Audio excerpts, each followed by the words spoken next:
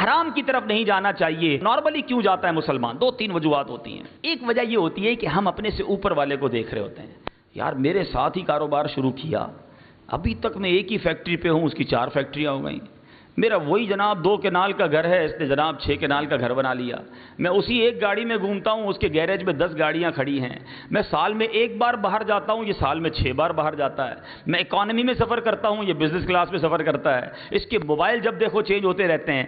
جب بھی یاد رکھیں آپ دنیا میں اپنے سے اوپر والے کو دیکھیں گے نعمتوں میں، آپ کبھی سیٹسفائی نہیں ہو سکیں گے۔ مجھے یہ تو فکر رہتی ہے کہ برابر والے نے اتنا بڑا گھر بنا لیا، اس نے اتنی بڑی فیکٹری بنا لی، مجھے یہ فکر کیوں نہیں ہے کہ وہ تہجد پڑھتا ہے میں نہیں پڑھتا، وہ قرآن روز پڑھتا ہے مگر میں نہیں پڑھتا۔ ارے میں ایک دوست سے ملا کہ جناب جو روزانہ نوافل پڑھتا ہے، کبھی تو دل میں خیال آیا ہو کتنا خوش نصیب ہے یار، میں بھی اب روز کے کچھ نوافل پڑھوں گا۔ اس سے ریس نہیں لگانی ہے، ریس اس سے لگانی ہے جس نے نئی مرسڈیز لے لی ہے، جس نے نئی کرولا لے لی ہے، جس نے نئی فارچونر لے لی ہے، اس کو دیکھ کر ٹینشن ہوئی۔ مجھے اس کو دیکھ کر ٹینشن کیوں نہیں ہوئی جو رمضان میں پورا قرآن پاک 2 بار ختم کرتا ہے؟ جو رب نے دیا اس پر شکر اور قناعت کرو۔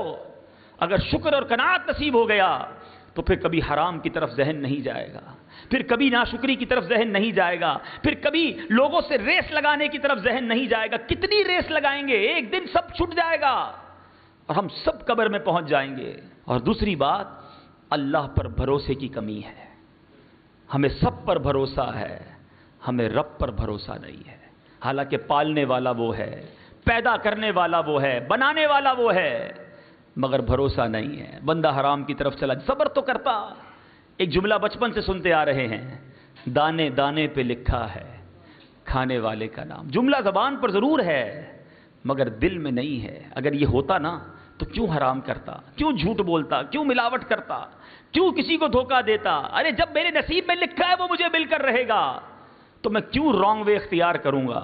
حدیث پاک کا مضمون ہے، میرے پیارے آقا علیہ الصلوۃ والسلام ارشاد فرماتے ہیں، اگر تم اللہ پر بھروسہ کرو جیسا بھروسہ کرنے کا حق ہے تو وہ رب کریم تمہیں پرندوں کی مانند رزق عطا فرمائے گا، جو صبح گھر سے بھوکے نکلتے ہیں رات پیٹ بھر کر آتے ہیں۔ مگر ہماری ٹینشن ہی ختم نہیں ہوتی کہ سال بعد کیا ہوگا، اگلے سال آرڈرز ملیں گے نہیں ملیں گے، اگلے سال سیزن لگے گا نہیں لگے گا، ایکسپورٹ اگلے سال کتنا ہوگا، 5 سال بعد میرے بچوں کا کیا ہوگا، 10 سال بعد بچی کی شادی کا کیا ہوگا۔ اتنی فکریں پال رکھی ہیں، حالانکہ جو رزق لکھا ہے وہ مل کر رہے گا۔ جس رب نے بچے دیے ہیں وہی ان کی خیر خواہی بھی فرمائے گا، ان کی شادی کے انتظام بھی وہی فرمائے گا۔ یہ ٹینشن میری اور آپ کی نہیں، ٹینشن جو لینے والی ہے وہ لیتے نہیں ہیں۔ رزق لکھا ہے، مغفرت نہیں لکھی۔ رزق کی ٹینشن ہے، مغفرت کی ٹینشن نہیں ہے۔ ایمان سلامت رہے گا یا نہیں اس کی ٹینشن نہیں ہے۔ خدا را اپنے رب پر بھروسہ رکھیں۔